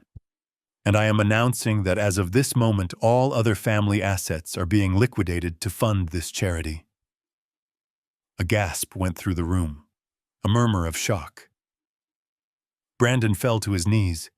He physically collapsed. The weight of the truth was too heavy for him to stand. He was on the floor, surrounded by the shards of his broken glass, surrounded by the ruin of his own greed. I smiled. It was a cold, final smile. "Enjoy the party," I said. "And to those who are here under false pretenses, the exits are clearly marked." I turned my back on him. I walked away. And as the applause started up again, louder than before, I didn't look back at the wreckage. I had burned the bridge and the fire was beautiful. The microphone felt cold and heavy in my hand, like a gavel waiting to strike. I stood at the podium, the polished wood smooth under my fingertips, and looked out at the sea of faces. 500 of Chicago's most powerful people were staring back at me. They were expecting a standard acceptance speech. They were expecting me to talk about gratitude, about community, about the spirit of giving. They were expecting the polite, sanitized fiction that usually accompanies $10 million donations. But I wasn't there to give them fiction. I was there to give them the truth, and the truth is often much uglier than any lie. I let the silence stretch. I let it hang in the air until people began to shift in their seats, uncomfortable with the weight of it. I saw the confusion rippling through the crowd. Why wasn't the billionaire speaking? Why was he just staring at the back of the room? Then I spoke. My voice was low, intimate, as if I were telling a bedtime story to a child, but amplified by the state-of-the-art sound system. It reached every corner of the ballroom with crystal clarity. I want to tell you a story, I began. It is a Christmas story.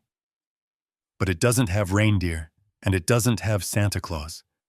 It starts on a porch in the suburbs in the middle of a blizzard. I saw Brandon flinch. He was standing near the exit, trapped by a wall of waiters and security guards. He couldn't leave. He was frozen like a rabbit caught in the high beams of a semi-truck. Monica was clutching his arm so hard her knuckles were white. She knew. She knew exactly what story was coming.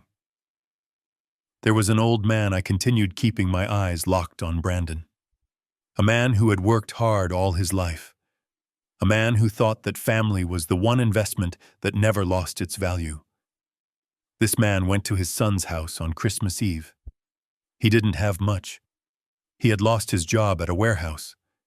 He had a battered suitcase and a heavy heart. And do you know what his son said to him? I paused. The room was deathly quiet. You could hear the ice melting in the champagne buckets. His son didn't say Merry Christmas. His son didn't ask if he was hungry. His son looked at the balance sheet of his life, saw a liability, and decided to liquidate. He gave the old man 10 minutes to pack his trash and get out. He sent his own father into a snowstorm because he didn't match the aesthetic of the holiday dinner. A murmur went through the crowd. I saw shock on the faces of the socialites in the front row. They whispered to each other. Who is he talking about? Is this a metaphor? I leaned closer to the microphone. My voice hardened. It wasn't a metaphor. It happened 2 weeks ago. And the son who did that, the son who chose money over blood, is standing in this room right now. The collective gasp was audible. Heads turned. People began to look around, scanning their neighbors, wondering who the monster was. The spotlight operator, sensing the drama, began to pan the light across the crowd. I didn't need the spotlight. I pointed a finger directly at the back of the room. Brandon Carter. The name hung in the air like a curse. The crowd parted. The people standing near Brandon and Monica stepped away as if they were contagious. Suddenly, my son and his wife were on an island of isolation, illuminated by the harsh glare of public scrutiny. Brandon tried to smile. It was a gruesome, twitching thing. He raised a hand as if to wave, as if to say it was all a joke. But his eyes were dead. He was drowning, and I was holding the hose. You came here tonight looking for an investor, didn't you, Brandon? I asked, my voice booming. You came here to sell condos. You came here to leverage your family name.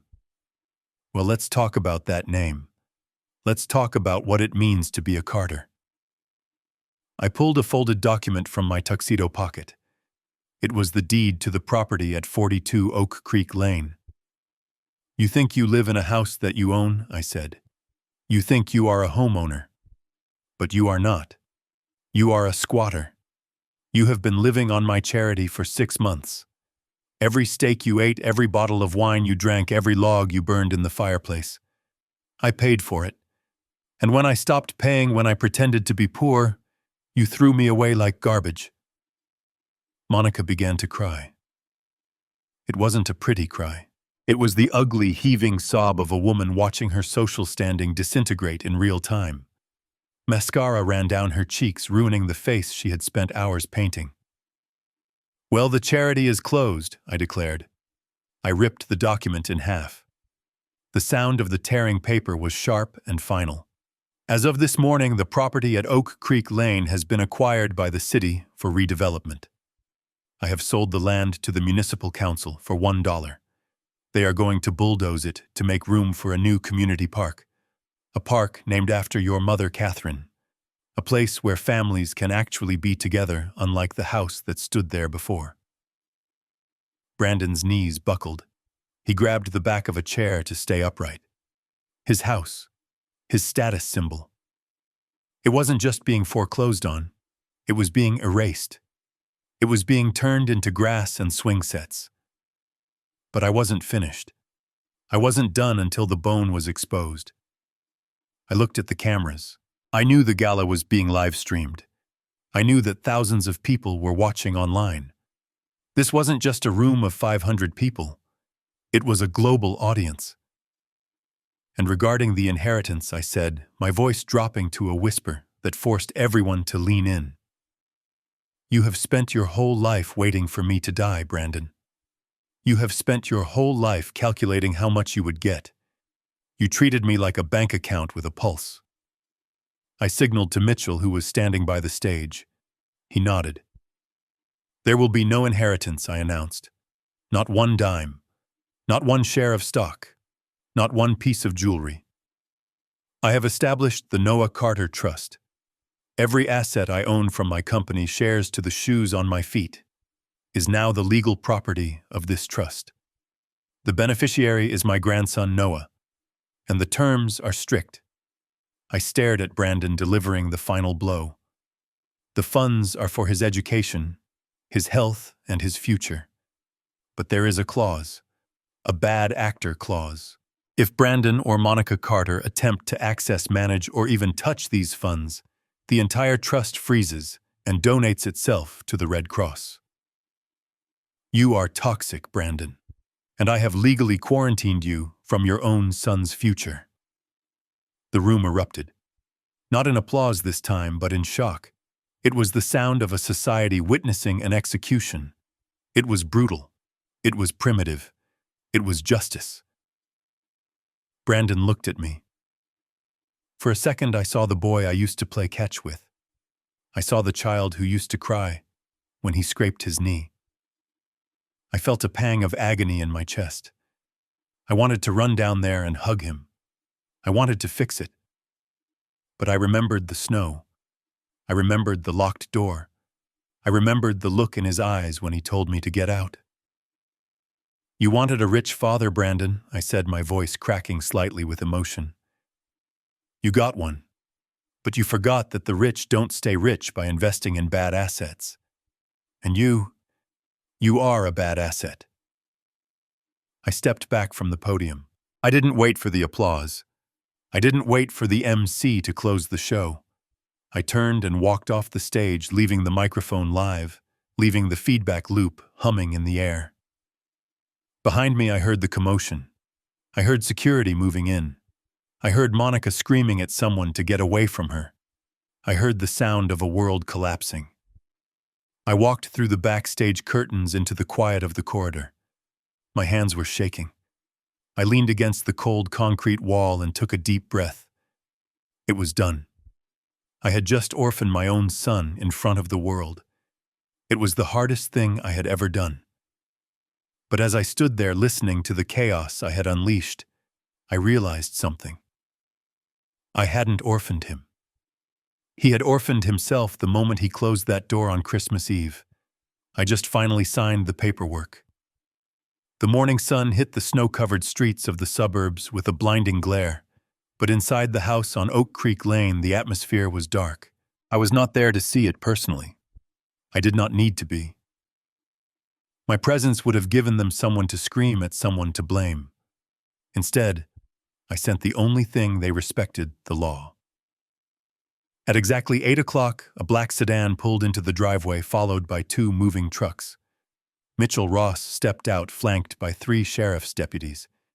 He walked up the path that I had been kicked off of just 2 weeks prior. He didn't ring the doorbell. He knocked once, hard and authoritative, then used the key I had provided to unlock the door. Brandon and Monica were in the living room, surrounded by half-packed boxes. They had come home from the gala in silence, the weight of their public execution pressing down on them. They looked up, their eyes red and swollen, expecting perhaps a reprieve, expecting a father's mercy. "Mr. Carter, Mrs. Carter Mitchell," said his voice, filling the entryway. "Per the terms of the foreclosure executed at midnight, you are trespassing on private property owned by the City of Chicago. You have 30 minutes to vacate the premises with personal items only. Anything left behind will be considered abandoned property and auctioned to offset your outstanding debts." "But where are we supposed to go?" Monica shrieked, clutching a designer handbag that she hadn't yet realized was a fake asset. "That is not my concern," Mitchell replied, checking his watch. "You have 29 minutes. I watched the feed from the security cameras one last time from the back seat of my car parked a block away. I saw them drag suitcases out into the snow. I saw the neighbors watching from behind their curtains, the same neighbors Brandon had tried to impress for years. I saw the sheriff lock the door. It was the same sound, that heavy click that I had heard on Christmas Eve. But this time I wasn't the one on the outside. I signaled James to drive. We didn't stop at the house. We drove past it. I didn't look at Brandon as he stood by the curb, frantically typing on his phone, likely realizing that his service had been cut off an hour ago. I didn't look at Monica, who was sitting on her suitcase weeping into her hands. I looked straight ahead. We drove to the one place that mattered, the private boarding school just north of the city. Noah was waiting in the administrative office. He looked small in his new uniform, his little legs swinging from the oversized leather chair. When he saw me, he didn't ask about his parents. He didn't ask about the house, he just ran. He ran across the room and buried his face in my coat. "Grandpa," he whispered, "you came back." "I promised, didn't I?" I knelt down, ignoring the ache in my knees, and held him tight. "I promised I would always take care of you." "Is Mom and Dad coming?" he asked, looking over my shoulder. "Not today, Noah," I said softly, brushing the hair from his forehead. "They have some growing up to do, but you and we have a plane to catch." We walked out to the waiting car. Noah held my hand tight, as if he were afraid I would disappear if he let go. We drove to the private airfield where the Gulfstream was waiting. As we boarded, the stewardess offered Noah a hot chocolate. He looked at it like it was magic. I sat in the leather seat by the window as the engines roared to life. I watched the ground fall away as we climbed into the sky. The city of Chicago became a grid of lights, then a patchwork of gray and white, and finally, just a memory beneath the clouds. I looked at the city where I had built an empire, lost a wife, and buried a son. I felt a strange lightness in my chest. For weeks I had carried the heavy stone of guilt. Was I too harsh? Was I cruel? But looking at Noah safe and warm in the seat across from me, reading a comic book without a care in the world, I knew the answer. You cannot save everyone. Sometimes you have to cut the rope to keep the lifeboat from sinking. Brandon and Monica chose the storm. They chose the cold. I simply stopped shielding them from the weather they created. I took a sip of water and opened my book. The chapter on the past was closed. The ink was dry. And as the plane turned toward the sun, heading for a warm island where the snow never fell, I didn't look back. I wasn't William the victim anymore. I wasn't even William the CEO. I was just Grandpa. And for the first time in a long time, that was enough. The lesson is simple, my friends. Love is unconditional, but support is not. Never let your kindness become someone else's weakness. And never ever apologize for taking back the pen and writing your own ending. Thank you for listening to my story. If you have ever had to make a hard choice to protect your peace, tell me about it in the comments. I read every single one. Don't forget to like and subscribe for more stories of justice and redemption. Until next time, remember that the strongest trees grow in the wildest winds. Stay strong.